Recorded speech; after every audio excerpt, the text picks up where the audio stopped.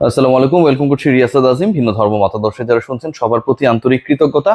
BPL update করতে চাই আপনাদের। এই বিপিএল কেন্দ্রিক যে আলোচনা, সেই আলোচনায় এই মুহূর্তে সবচেয়ে আলোচিত 3 থেকে 4টা প্রতিষ্ঠান, যেই প্রতিষ্ঠানগুলো বাংলাদেশ ক্রিকেট বোর্ডের সাথে তাদের organising and financial model share করেছে। আমি যতটুকু জানতে পেরেছি, কোনো পার্টিকুলার প্রতিষ্ঠানের নাম উল্লেখ না করে, যে এখানটায় এমন কিছু কিছু অফার্স বাংলাদেশ ক্রিকেট বোর্ডকে দেওয়া হয়েছে, যেখানটায় একটা সিজন করেই, মানে পার সিজন করেই, যেহেতু 5টা পার্টিকুলার সিজনের জন্য যাদের দায়িত্ব দেওয়া হবে তারা সেই দায়িত্ব পালন করবে। নেক্সট সিজন থেকে যেটা শুরু হবে, এক সিজনেই বাংলাদেশ ক্রিকেট বোর্ডকে $2 মিলিয়ন সব কাজ পার্টিকুলার ওই ইভেন্ট ম্যানেজার বা কোম্পানি বা কনসোর্টিয়াম তারা করবে, এবং বাংলাদেশ ক্রিকেট বোর্ডের কাছে তাদের ব্যাংক জামানত থাকবে $2 মিলিয়ন, প্রায় 25 কোটি টাকার কাছাকাছি। এরকম অফার বাংলাদেশ ক্রিকেট বোর্ডকে দেওয়া হয়েছে। পরের বিপিএল এ যদি এটা সত্য হয়, এর বাইরেও যে বিকল্প প্রস্তাবগুলো গেছে সেখানেও একটা খুব ইন্টারেস্টিং প্রপোজাল আমি যতটুকু জানতে পেরেছি ছিল বা আছে, সেটা হচ্ছে বাংলাদেশ ক্রিকেট বোর্ডের এই আয়োজনটা করতে গিয়ে কোনো এক পার্টিকুলার কোম্পানি তারা বলেছে যে তারা পুরো ম্যানেজমেন্ট করবে, সকল অর্থ ব্র্যান্ডিং এর থেকে শুরু করে টাইটেল স্পন্সরশিপ থেকে শুরু করে এভরিথিং, সকল অর্থ বাংলাদেশ ক্রিকেট বোর্ডের কোষাগারে, বাংলাদেশ ক্রিকেট বোর্ডের ব্যাংক অ্যাকাউন্টে জমা হবে। কোনো টাকা ওই পার্টিকুলার কোম্পানি নেবে না, পুরোটাই বাংলাদেশ ক্রিকেট বোর্ডের কোষাগারে জমা হবে।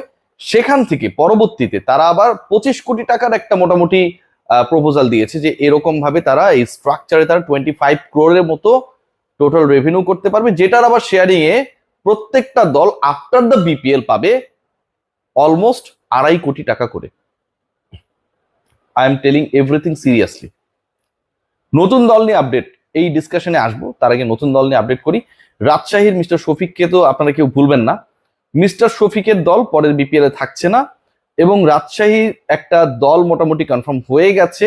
তারা মোটামুটি তাদের কার্যক্রম বাংলাদেশ ক্রিকেট বোর্ডের যারাই দায়িত্ব পাবে না কেন তাদের সাথে শেয়ার করবে, এবং ওই দায়িত্বপ্রাপ্ত গ্রুপ যেন রাজশাহীর টিমটা যারাই প্ল্যানটা করেছে তাদের দেয়, সেই বিষয়ে তারা একটা প্রপার, মানে তাদেরও তো প্রেজেন্টেশন রয়েছে, যে প্রপোজড ফ্র্যাঞ্চাইজি গুলো যারা তাদেরও প্রেজেন্টেশন রয়েছে, সেটা রান করে ফেলেছে।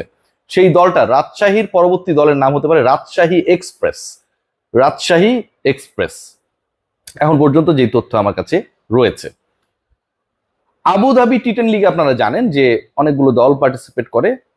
এর বাইরেও বিভিন্ন যে ফ্র্যাঞ্চাইজ টুর্নামেন্ট গুলো হয়, সেটা টি20 হতে পারে, টি20 হতে পারে, সেগুলোতে অনেকগুলো ফ্র্যাঞ্চাইজ পার্টিসিপেট করে।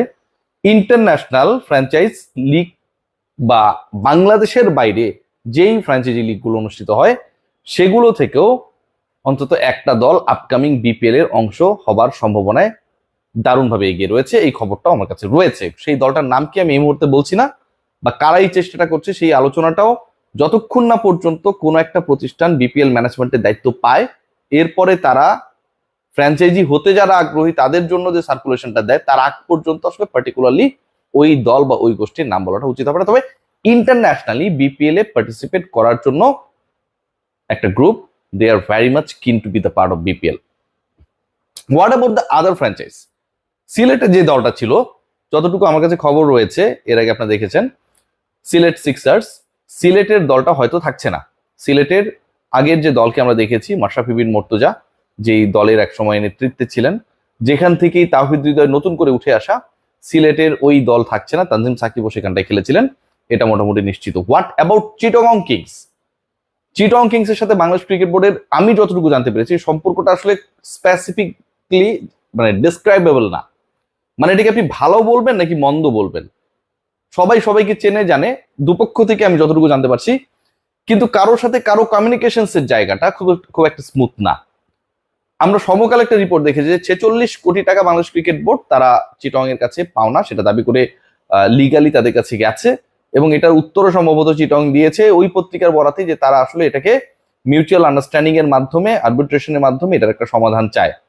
সো এই ঘটনাটা অন্তত আপকামিং বিপিএল এর আগ মুহূর্তে চিটং এর কাছে বিসিবির উকিল নোটিশ, লিগাল নোটিশ, 46 কোটি টাকা দাবি করা, আপনি যদি মেলাতে চান, 2 2 4 মেলাতে চান, চিটং কিংসের পরের বিপিএল এ থাকার সম্ভাবনাকে অনেকাংশে কমিয়ে দেয়। সিরিয়াসলি বলছি, এটা আমার অ্যাজাম্পশন, এটা কোনো পেন এন্ড পেপার ডকুমেন্টস নেই, এটা আমার অ্যাজাম্পশন। এর বাইরে 3টা দল ফাইনাল, রাজশাহী এক্সপ্রেস যদি হয় সেটা সহ 4টা, বাইরের যে একটা টিমের কথা বলছি সেটা সহ 5টা। তার মানে নাম্বার 6 টিম কে হবে সেটা কিন্তু একটা বিশাল কম্পিটিশন হবে। কারণ এর আগে আমি বলেছি যে খুলনা নিয়ে খুব বেশি ডাউট নেই, রংপুর রাজশাহীও থাকবে। রাজশাহী এক্সপ্রেস যদি নতুন টিম অ্যাড হয়, ফরেন টিম যদি একটা অ্যাড হয়, তাহলে 5টা টিম হয়ে গেল। You need 1 team to fulfil the slot of number of 6 teams, right? সেই জায়গাটায় চিটং কম্পিটিশনে থাকবে নো ডাউট, আপনারা সবাই জানেন। এর বাইরে সিলেটের দল পাবার জন্য নিশ্চয়ই অনেকেই চেষ্টা করবে। সিলেট চিটগং এই দুইটা যে পার্টিকুলার বিভাগীয় শহর রয়েছে, তার সাথে কিন্তু ক্যাপিটাল সিটি ঢাকাও রয়েছে।